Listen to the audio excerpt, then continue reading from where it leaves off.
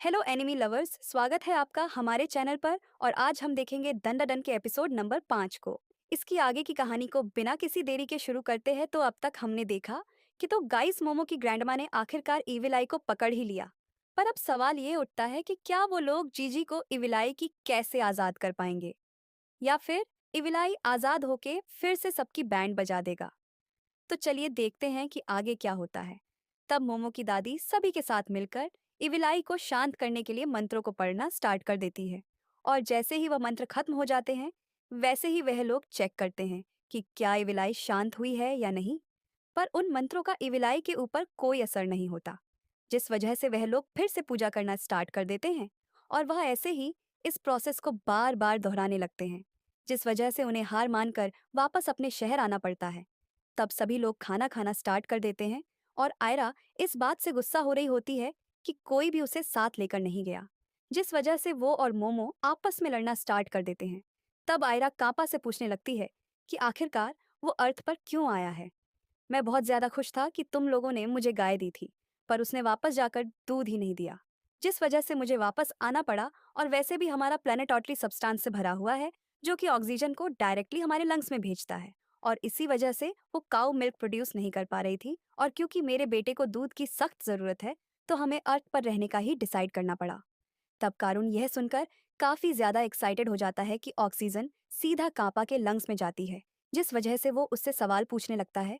तब यहाँ मोमो की दादी और मांजिरो इविलाई को एक्सरसाइज करने के लिए अलग अलग लोगों को लाने के बारे में बातचीत कर रहे होते हैं। पर अभी उन्हें ऐसा कोई नहीं मिला होता। मुझे जीजी के लिए बहुत बुरा लग रहा है। लगता है इस थोड़े टाइम के लिए ऐसे ही रहना पड़ेगा। पर फिर भी अगर हम हयाशी को परफॉर्म भी कर लेंगे, तो क्या हम सच में ईविल आई को पूरी तरह से एक्सरसाइज कर पाएंगे? ईविल आई की बात तो फिर भी अलग होती, पर जीजी का स्पिरिचुअल पावर भी बहुत ज़्यादा स्ट्रांग है। तो इसलिए मुझे नहीं पता कि हम इन्हें सेपरेट कर भी पाएंगे या नहीं। और अगर हम इसमें कामयाब भी हो जाते हैं, तो भी जीजी पर कोई ना कोई असर रह ही जाएगा। तब तारो कुछ खा लेता है और अंदर जीजी को वो गर्म लगता है, जिस वजह से वह चीखने लगता है। और वो मोमो को बुलाने लगता है, पर किसी को भी उसकी बात पर विश्वास नहीं हो रहा होता, क्योंकि उन्हें लग रहा होता है कि ईविल आई जीजी की वॉइस का इस्तेमाल करके उन्हें धोखा दे रहा है, जिस वजह से सभी लोग सीरियस हो जाते हैं। पर टर्बो ग्रेनी अभी भी खाना खाने में व्यस्त होती है। ततारो जैसे ही अपने फेस की सील हटाता है, वैसे ही वो लोग देखते हैं कि जीजी पहले जैसा नॉर्मल हो गया है। मोमो ओ कारुन, शुक्र है तुम लोग ठीक हो। मुझे तो तुम्हारी बहुत चिंता हो रही थी। और आंटी, आप ही यहाँ पर हो। शुक्र है आप पहले जैसे ही ब्यूटीफुल हो। ये तो पक्का जीजी है। चलो मोमो, जरा ठंडा पानी लाओ। तो ग्रैंडमा जैसे ही जीजी के ऊपर ठंडा पानी फेंकती है, वैसे ही वह दोबारा से ईविल आई में कन्वर्ट हो जाता है, जिस वजह से ग्रैंडमा उसके ऊपर गर्म पानी फेंक देती है और वो दोबारा से जीजी में कन्वर्ट हो जाता है। पर टर्बो ग्रेनी को इससे कोई लेना देना नहीं होता। वो तो बस अपने खाने पर फोकस कर रही होती है। तब सभी लोगों को सारी बातें समझ में आ जाती हैं और जीजी सबको चिढ़ा रहा होता है, जिस वजह से मोमो उसे कूट देती है। तारो, तुम अब 10 बजे के बाद हाना से नहीं मिल सकते। और हाँ जीजी, और कारण और मोमो, मुझे माफ कर देना। अगर मुझे पता होता कि ईविल आई वहां पर है, तो मैं इस सिचुएशन को खुद संभालती, क्योंकि ये मेरी रिस्पॉन्सिबिलिटी थी। तब टर्बो ग्रेनी वहां पर आ जाती है। क्या तुम मजाक कर रही हो? तुम्हें लगता है कि तुम सच में ईविल आई को रोक सकती थी? ईविल आई एक माउंटेन स्पिरिट है, जो कि गॉड के लेवल जितनी ताकतवर होती है। और अगर वह ऑर्डिनरी ह्यूमन बीइंग को पोजेस कर ले, तो वह ह्यूमन पागल हो जाता है और बहुत जल्दी मर जाता है, जिस वजह से यह स्पिरिट सिर्फ हाई स्पिरिचुअल पावर वाले ह्यूमन को ही पोजेस करती है, ताकि वो एक अल्टीमेट वेसल बन सके। पर जो ईविल आई हमारे सामने है, वो इस टाइम न्यू बर्न बेबी की तरह है, जिस वजह से हम बहुत बड़ी डेंजर से बच गए हैं। पर अभी ये आगे और भी ज्यादा ताकतवर हो सकता है, तो इसलिए मुझे नहीं लगता कि इसे उसे कोई रोक पाएगा। तो ग्रैंडमा कहती है, तब से जीजी तुम हमेशा किसी न किसी के साथ रहोगे।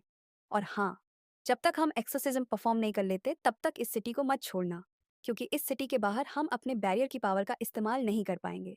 तारों का बैरियर भी ज्यादा देर तक ईविलाई को नहीं रोक पाएगा, जिस वजह से हम इस हॉट वाटर थर्मस का इस्तेमाल करेंगे। तो इसलिए तुम लोग इसे अपने पास रखना, ताकि जब भी जीजी ईविलाई में कन्वर्ट हो, तब तुम उसके ऊपर पानी फेंक सको।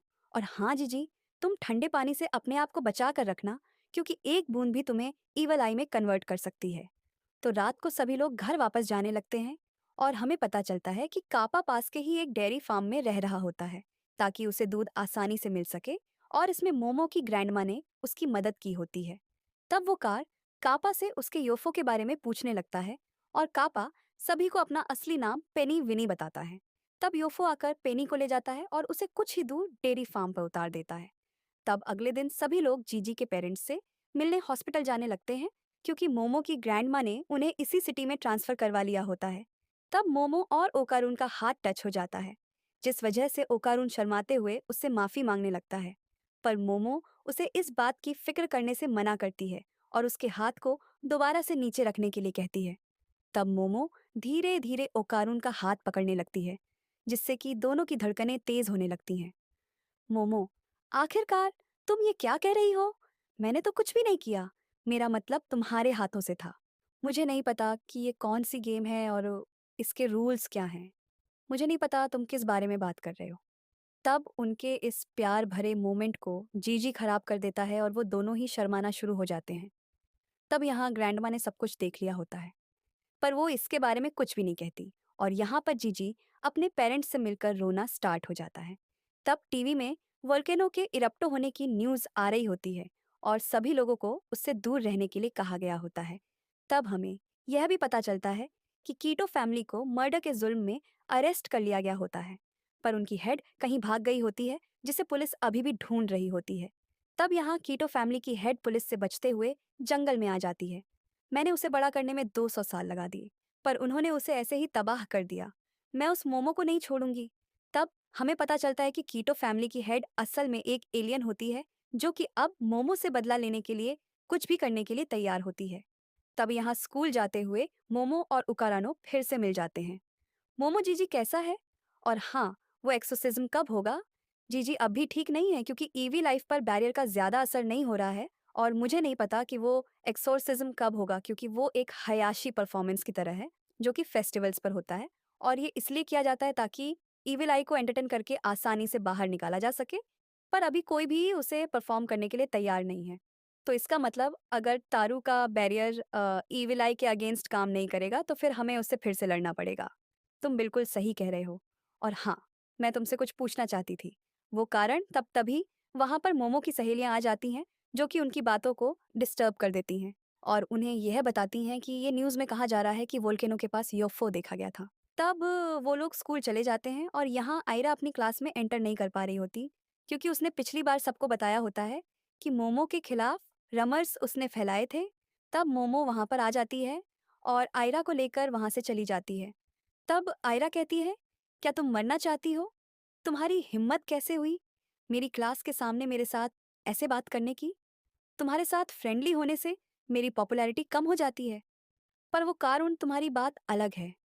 तुम जब चाहो मेरे से बात कर सकते हो। तो बताओ, आखिरकार तुम्हें किस बारे में बात करनी थी?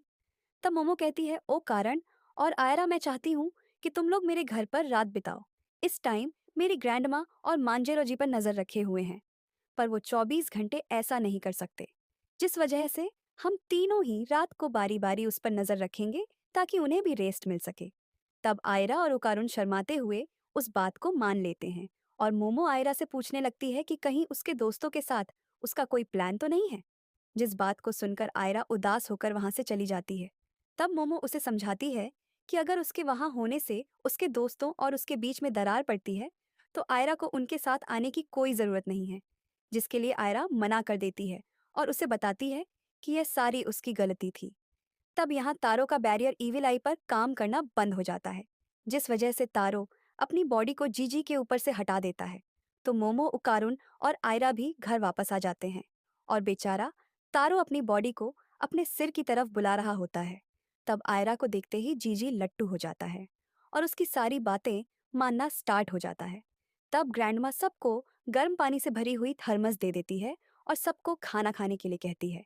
तब सभी लोग खाने की टेबल पर बैठकर एक साथ एंजॉय करने लगते हैं और ग्रैंडमा ओ कारण को सॉस को पास करने के लिए कहती है, जिस वजह से उस सॉस की एक बूंद टेबल पर गिर जाती है, पर लकली वो जीजी पर नहीं गिरती।